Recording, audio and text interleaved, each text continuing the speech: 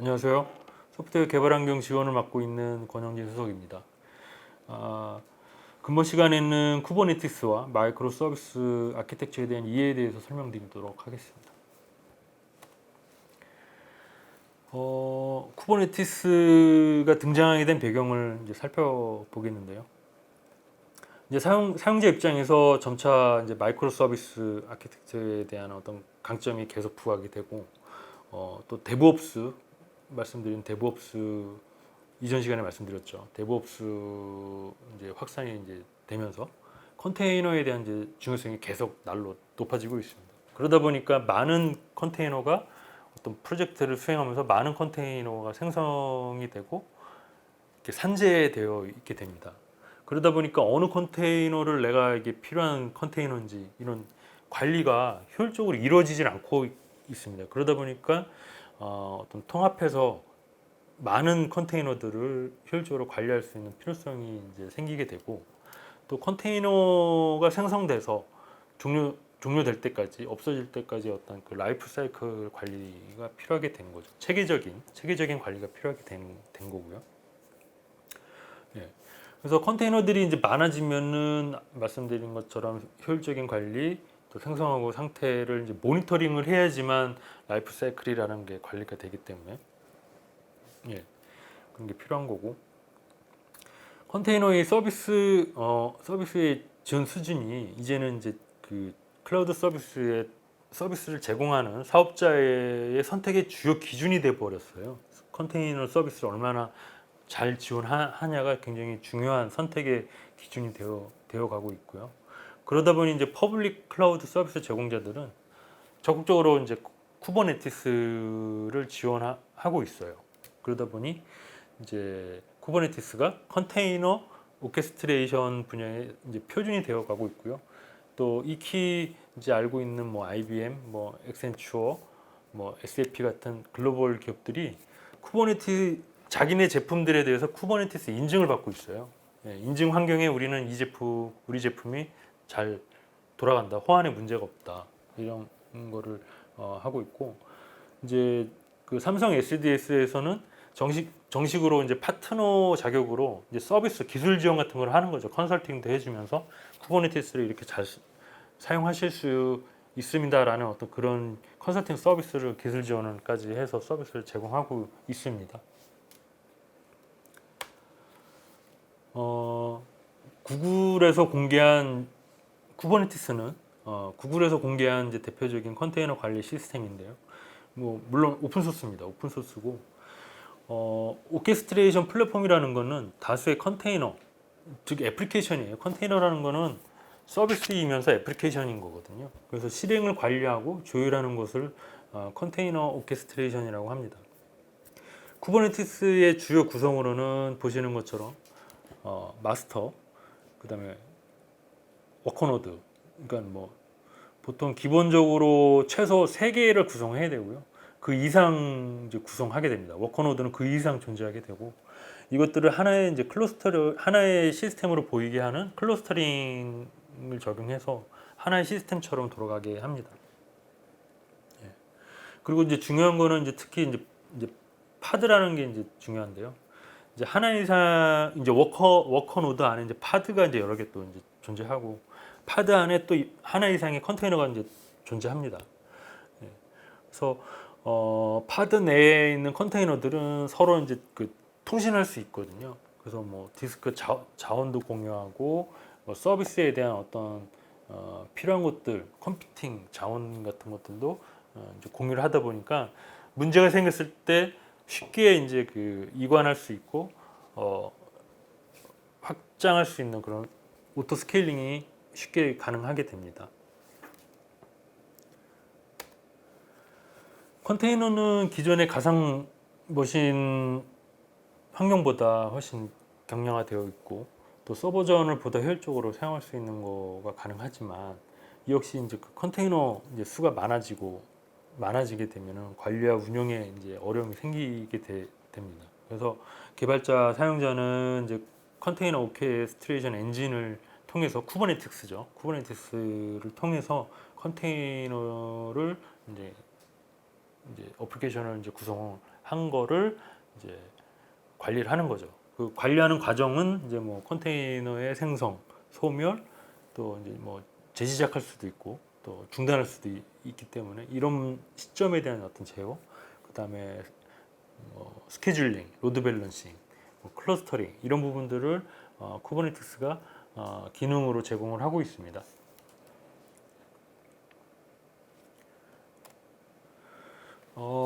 이제 데브옵스에 대한 이제 기본 철학, 데브옵스에 대해서 이제 말씀드리겠는데요. 데브옵스라는 거는 개발, 통합, 테스트 완료, 서비스 런칭의 모든 단계를 주도적으로 개발자 주도적으로 관리하는 것을 말합니다. 쉽게 말씀드리면 아시는 것처럼 개발, 통합, 테스트, 뭐 서비스 런칭 첫 단계는 바로 서버를 만드는 거거든요. 애플리케이션이 돌아갈 수 있는 어떤 그릇을 만드는 게 가장 중요합니다. 그래서 개발과 운영의 전 사이클을 동일한 이제 조직이나 사람이 처음부터 서버 설치부터 이제 수행하는 것이 요즘 이제 최근 이제 그 서비스 개발의 추세거든요. 그걸 이제 데브옵스라고 하고요. 그래서 이제 그 클라우드 컴퓨팅 서비스를 통해서 개발자도 이제 별도의 인프라 이제 운영 지식이나 경험이 없어도 필요한 가상 머신을 이제 생성을 하고 마치 그 여러 개의 서버를 둔 것처럼 동일하게 이제 개발을 할 수 있고 또 애플리케이션을 실행할 수 있는 환경들을 개발자가 스스로 할 수가 있는 겁니다. 이러다 보니 이제 개발자가 이제 그 응용 이제 애플리케이션이 이제 수행되고 있는 이제 환경인 거죠. 그런 환경에서 런타임 시에 이제 필요한 라이브러리나 도구들 또 연계된 애플리케이션들을 쉽게 이제 그 호환성을 유지하기 위해서 이제 뭐 업데이트도 하고 패치도 하잖아요. 그런 것들을 런타임 상에서 쉽게 재개발하고 이제 패치, 업데이트 같은 어떤 호환성을 유지하기 위한 개발자 본연의 업무 수행을 할 수가 있게 되는 거죠. 수행을 하면서도 이제 쉽게 이제 그 직접 배포도 하고 이제 인프라를 증설할 수 있는 기능을 스스로 개발자 스스로 할 수가 있게 되었습니다.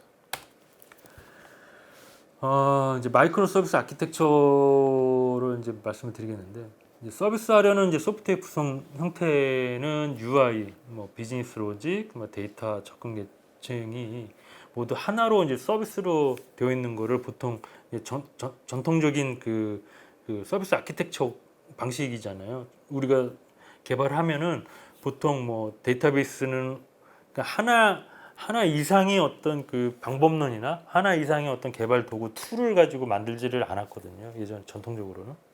예. 그러나 마이크로 서비스에서는 작은 단위로 이제 서비스를 나누고 또 기본적으로 이제 이 서비스를 이제 나눠서 개발을 하면서 API라는 거를 API를 통해서 각각의 서비스들이 이제 서로 커뮤니케이션 하는 거죠. 그러면서 이제 하나의 전체 서비스를 구성을 하는 게 마이크로 서비스 아키텍처의 핵심입니다.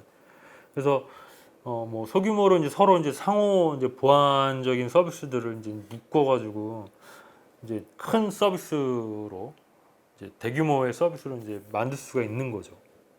예, 물론 이제 그 어떤 A라는 큰 서비스를 위해서 작은 단위의 서브 서비스들을 모아서 할 수도 있고 또 이미 그 A라는 그 큰 서비스를 하고 있는 그 서브 서비스들을 또 다르게 모아서 또 B라는 그 큰 서비스를 또 할 수 있고 뭐 이런 게 굉장히 자유로워지는 거죠. 네.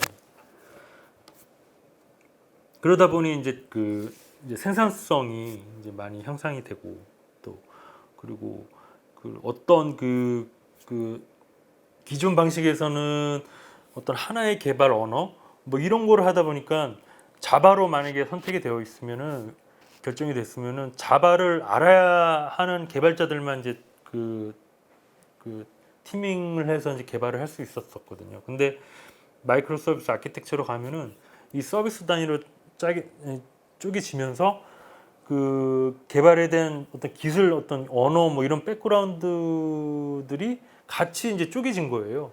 예. 어차피 서비스는 API라는 걸 통해서 하나의 그 커뮤니케이션을 통해서 전체 서비스를 이루기 때문에 예, 그런 부분들이 가능하게 된 거죠. 그래서 예를 들어서 이제 말씀을 드리겠는데, 만약에 이제 온라인 쇼핑몰을 사용자 관리, 상품 관리, 또 뭐 배송, 결제 관리 같이 독립적으로 이제 별개 서비스 형태로 이제 마이크로 서비스화해서 전체 서비스 이제 쇼핑몰 웹이라는 전체 서비스를 이제 구성하는 이제 예제인데요. 물론 말씀드린 대로 마이크로 서비스 아키텍처 상에서는 각 서비스들이 분리되면서 API로 서로 통신을 한다고 말씀드렸고요. 네. 그 API를 굉장히 잘 구현을 할 필요가 있는 거죠. 표준화가 되어야지만 실제 그 사용자라는 서비스, 사용자 관리라는 서비스, 상품 관리라는 서비스 간의 커뮤니케이션이 원활하게 이루어지겠죠. 네. 그리고 그 각 서비스들이 개발 언어하고, 여기서는 이제 그 예제에서는 이제 개발 언어하고, 만약에 사용자 관리라는 이제 서비스를 만든다고 하면은 뭐 밑에 뭐 데이터가 필요하겠죠. 이제 사용자 데이터가 필요할 거고, 이 데이터들을 이제 관리를 해야 되니까 그 관리할 수 있는 어떤 기능들을 이제 뭐 자바나 뭐 이런 걸 통해서 이제 개발을 해야 되겠죠.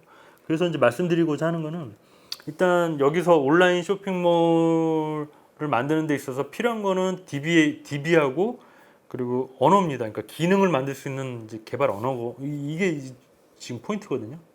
근데 사용자 관리는 자바하고 뭐 NoSQL 기반인 뭐 카산드라 뭐 이렇게 만들려고 하고, 또 뭐 상품 관리는 PH 기반의 MySQL로 이렇게 만드는 게 가능하다는 걸 말씀드리려고 하는 겁니다. 예. 그게 가능하다는 거죠. 예. 굳이 개발 운영을 이 왼편에처럼 한 가지 틀에 끼워 맞춰가지고 그거에 뭐 인력들 뭐 이런 것들을 끼워 맞춰서 갈 필요가 없다는 겁니다. 마이크로 서비스와 데브옵스, 쿠버네티스 운영 체제에 대해서 이제 그 연관관계를 이제 설명을 드리는데요. 개발자 이제 보시는 것처럼 이제 쇼핑몰 앱이 사용자 관리, 상품 관리, 배송, 결제 이렇게 만들어졌습니다.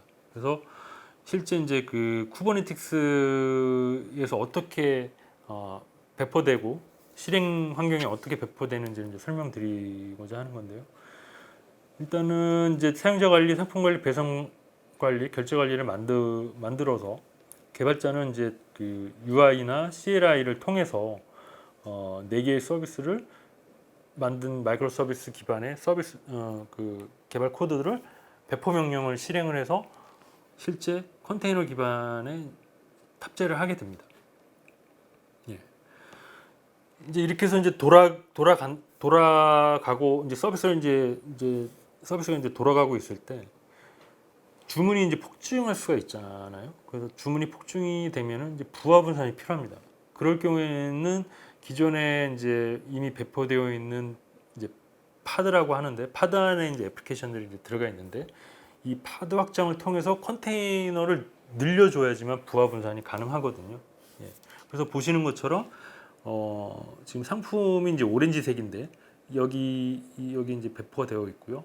부하가 걸려서 부하 분산이 필요한 거죠. 상품이라는 파드를 부하 분산을 해줘야 되기 때문에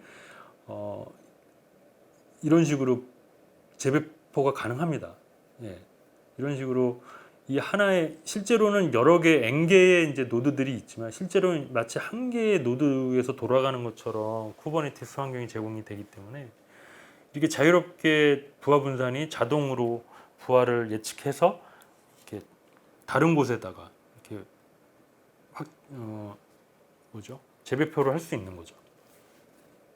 이런 장점이 있고요. 네. 뭐 앞서 얘기한 부분을 다시 이제 기술적인 내용을 뭐 실제 사용되는 뭐 용어들을 이렇게 해서 말씀드리는 건데 결국엔 같은 내용입니다. 예. 그래서 컨테이너는 그냥 애플리케이션이고요. 그래서 마이크로 서비스, 데브옵스, 쿠버네티스 환경에서는 파드의 쿠버네티스에서의 그 배포할 수 있는 최소 단위이기 때문에 파드가 굉장히 그 개념 파악하는 데서 되게 중요한 거고요. 컨테이너는 그냥 애플리케이션입니다. 애플리케이션. 예, 실행 코드만 올라가져 있는. 예. 그래서 쿠버네티스에서는 이 파드가 중요하고 이거에 대한 개념을 숙지하고 있어야 합니다. 예. 이상 쿠버네티스와 마이크로 서비스 이해에 대한 내용을 설명드렸습니다. 감사합니다.